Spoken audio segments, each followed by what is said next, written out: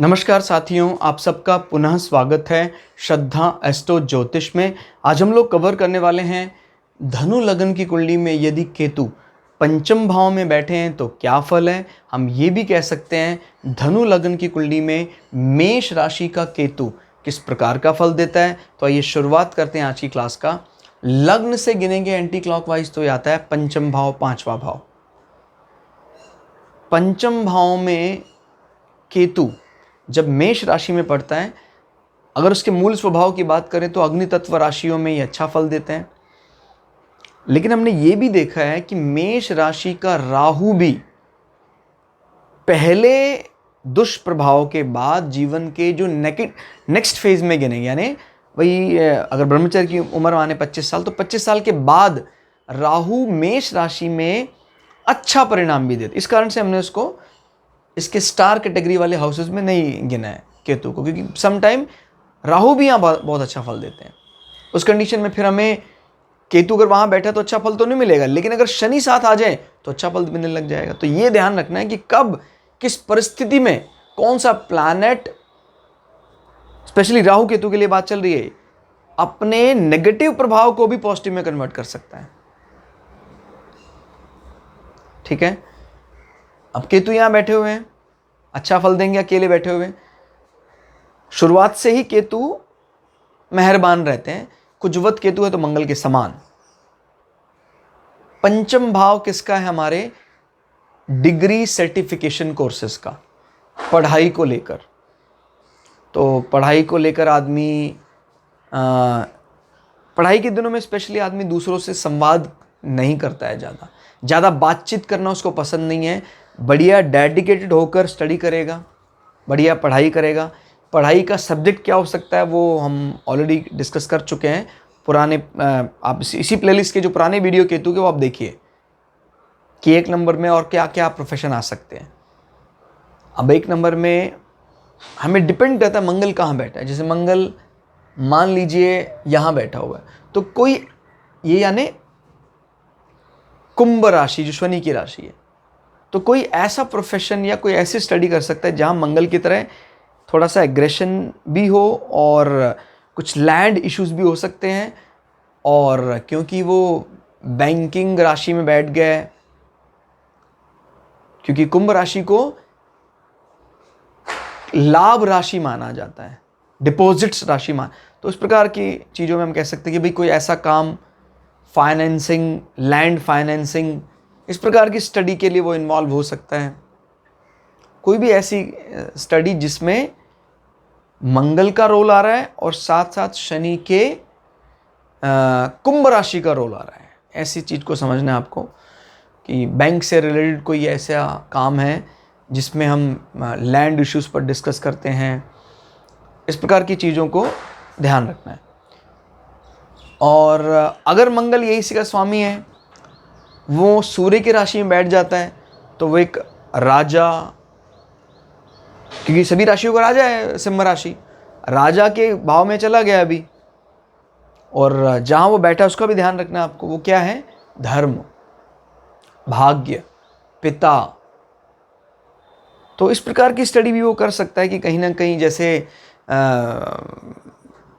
रहेगा वो उसकी कोर ब्रांच डिसिप्लिन वाला ही रहेगा, लेकिन डिसिप्लिन में कहीं ना कहीं कुछ रिलीजियस स्टडी को करना, इस प्रकार की चीज़ें, जैसे आर्मी में जो धर्म गुरु होते हैं, इस प्रकार की स्टडी वो उसकी तरफ अप्रोच लगा सकता है। वो बड़ा अनुशासित रहकर अध्ययन करना, क्लियर। और इंजीनियरिंग से रिलेटेड भी वो कार्य कर सकता है अगर वहाँ वो बैठा हुआ है। एडमिनिस्ट्रेटिव पोस्ट है और मंगल इंजीनियर भी है, तो वो हमें सभी ग्रह का इन्वॉल्वमेंट देखना पड़ेगा जब हम कुंडली पूरी देखेंगे कि कौन सा ग्रह किसके साथ कहाँ बैठा है। अभी केतु यहाँ बैठे हुए हैं, हम अकेले का फल ही जान रहे हैं। अभी दो या तीन ग्रह के साथ इकट्ठा है तो उसकी भी हम चर्चा नहीं कर रहे। अकेला केतु पंचम भाव में और क्या दे सकता है केतु?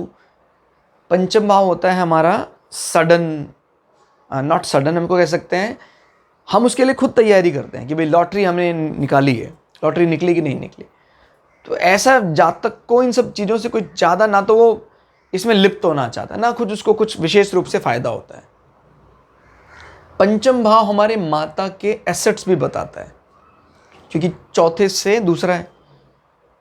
तो माँ के जीवन में मंगल भी अगर अच्छी स्थिति में हो तो उनके नाम पर कहीं ना कहीं जमीन जायदाद हो सकती हैं। अगर आपकी कुंडली में वो दिख रहा है, इसका मतलब उस जमीन का फायदा आपको निश्चित रूप से मिलेगा। अब कई दफ़ा क्या होता है, कहते हैं मेरे माँ के पास तो बहुत ज़मीन है, कुंडली में दिख नहीं रही है, कारण वो आपको हो सकता है किसी विवाद के कारण आपसे उसका हक छिन जाए। क्लियर।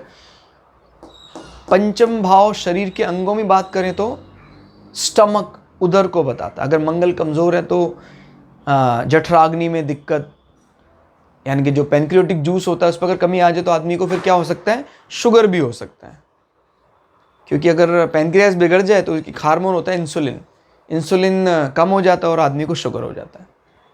वो भी हम पंचम भाव से अंदाज़ा लगा सकते हैं। हालांकि प्रथम दृष्टा इसका प्रभाव अच्छा दिखाई देता है, लेकिन अगर भावेश कमज़ोर हो जाए तो फिर ये नेट रिजल्ट को खराब कर देगा। दृष्टियों की बात करते हैं। 1 2 3 4 5, यहां बैठकर केतु दूसरी अग्नि तत्व राशि सिंह राशि में नजर बनाए हुए। ये परंपरा से प्राप्त धार्मिक पद भी बताता है और वो धर्म और भाग्य बताता है। तो आदमी को घर परिवार में कुछ प्रकार का पद मिल सकता है कि भाई ये लोग राजपुरोहित हैं, शुरू से ही अच्छे सम्माननीय हैं हमारे एरिया के। इस प्रकार के फायदे तभी मिलते हैं जब आपका पंचम भाव बली होता है। और यहां से केतु पांचवी दृष्टि से धर्म भाव को भी देख रहे हैं, तो इस कारण से आपकी खुद की भी धार्मिक इमेज बहुत अच्छी है। धर्म को लेकर आपकी अच्छी जानकारी, लोग यही बोलते हैं कि भाई ये व्यक्ति धर्म का वहन करने वाला, दिखावा नहीं करता है, बिल्कुल भी दिखावा पसंद नहीं करता है। अब यही केतु अगर नेगेटिव चला जाता तो फिर क्या होता है, कहता जी यार ये मानता ही नहीं किसी चीज़ को, मानता नहीं इन द सेंस राहु तो एक्सपोज करने वाला है, टीका लगाएगा, बढ़िया दिखाएगा, लेकिन करेगा नहीं अगर राशि का सपोर्ट नहीं मिल रहा है। केतु उनसे निर्लिप्त हो जाता, टीका वगैरह ये सब चीज़ें नहीं लगाएगा वो। तो दो इमेज जा सकती हैं, यार ये सब चीज़ें आडंबर में नहीं पड़ता है। दूसरी इमेज, यार ये तो कुछ कर, धर्म को जानता ही नहीं है, धर्म के लिए कुछ कार्य नहीं करता। वो वाली इमेज तब जाती है जब हाउस राशि का सपोर्ट ना हो। अभी रियलिटी है, मतलब लोग उसको रियल के नज़दीक मानेंगे कि नहीं नहीं बिल्कुल ये मानता है धर्म को, लेकिन उसके ज़्यादा एक्सपोज नहीं करता है। नवम भाव जब बली होता है तो आदमी को घर के बुजुर्गों का, पिता का भरपूर सपोर्ट मिलता है। कम बातचीत कम है पिता से, लेकिन पिता आपके साथ हमेशा रहेंगे, सपोर्ट करेंगे।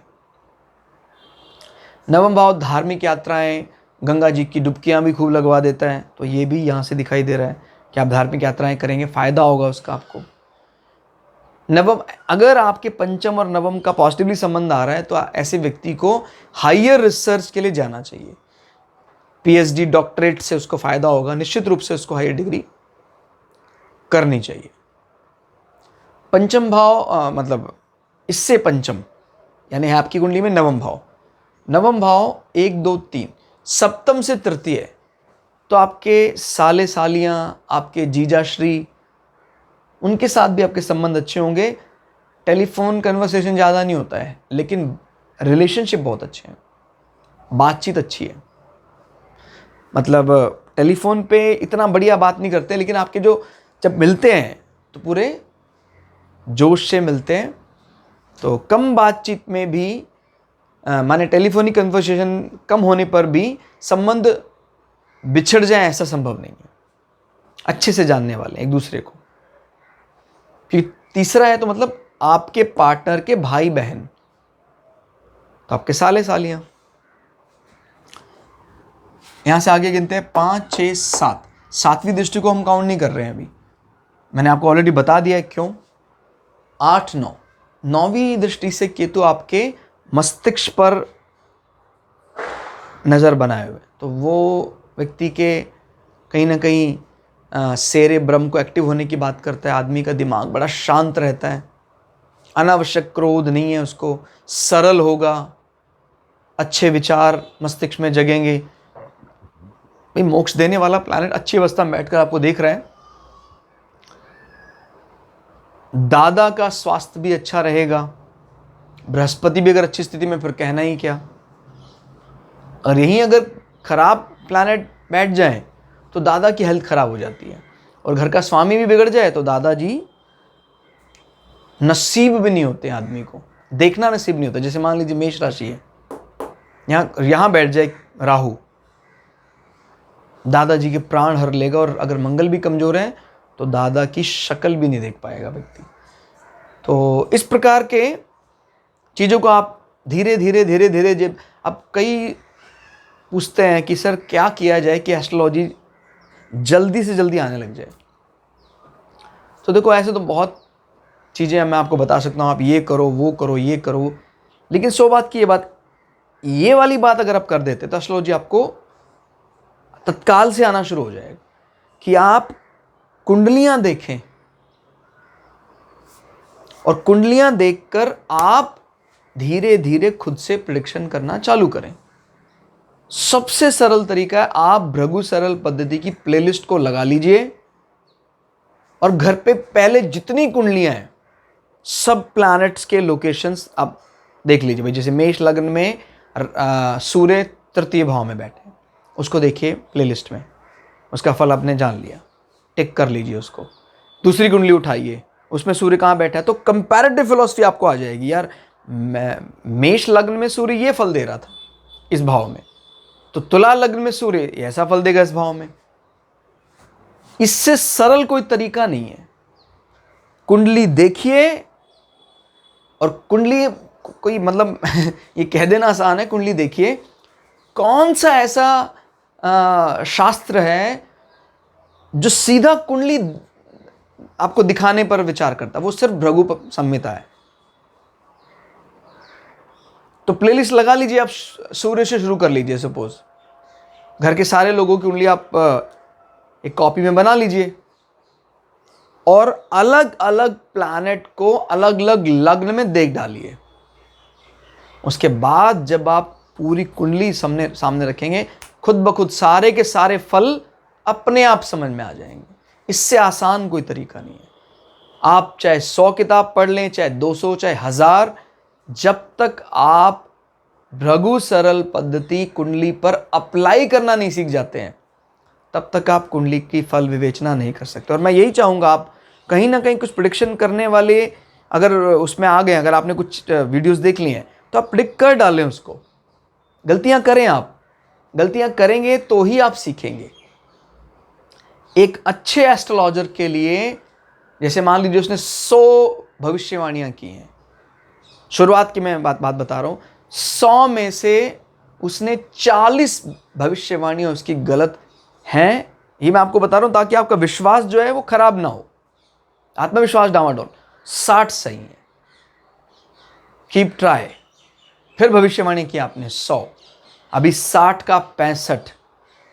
एक्यूरेसी बढ़ती है क्योंकि हम उस डिफरेंस को जान जाते हैं फिर कि कब कोई ग्रह किसी के साथ कंज्वाइन होकर या एस्पेक्ट करके उसको भाव को कैसे बदल देता है।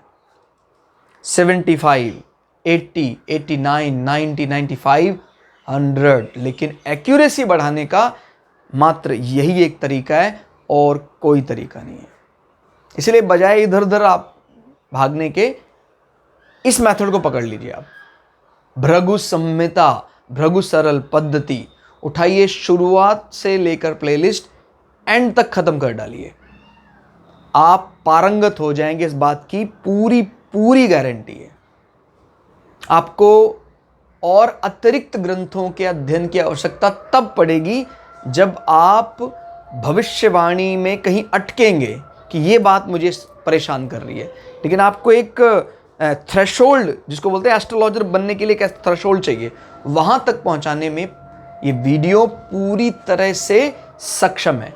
और हम आपके साथ छोड़ने वाले नहीं, आपको अधर में नहीं छोड़ेंगे। जो व्यक्ति अपने आप को अपग्रेड करना चाह रहे हैं, एक बार भृगु सरल पद्धति पूरा कंप्लीट कर दीजिए, हम आपको नेक्स्ट में, जैसे अब जल्दी ही हमारा केतु भी कंप्लीट होने वाला है, तो हम जल्दी ही फिर आपको किस प्रकार से मुहूर्त देखे जाते हैं, होलाष्टक क्या है, पंचक क्या है, वो सारी बातें अपने चैनल में विस्तार से बताएंगे। लेकिन हमें भी अपनी रिस्पॉन्सिबिलिटी का सही से वहन करना है, और रिस्पॉन्सिबिलिटी का वहन करना मतलब यही है सिलसिलेवार ढंग से चीज़ों को फॉलो किया जाए। क्लियर हो गया? तो कुल मिला के हमने केतु के प्रभाव को यहाँ जाना, अच्छा फल देता है। आपके कमेंट हमारा आत्मविश्वास बढ़ाते हैं, तो आप ज़रूर, अगर वीडियो आपको अच्छा लगता है तो आप कमेंट करें। चैनल अगर आप सब्सक्राइब किए हैं तो दूसरे को भी सजेस्ट कर सकते हैं। मिलते हैं अगली वीडियो में, तब तक के लिए जय श्री भगु पराशरा, जय श्री शुक्राचार्य, नमस्कार।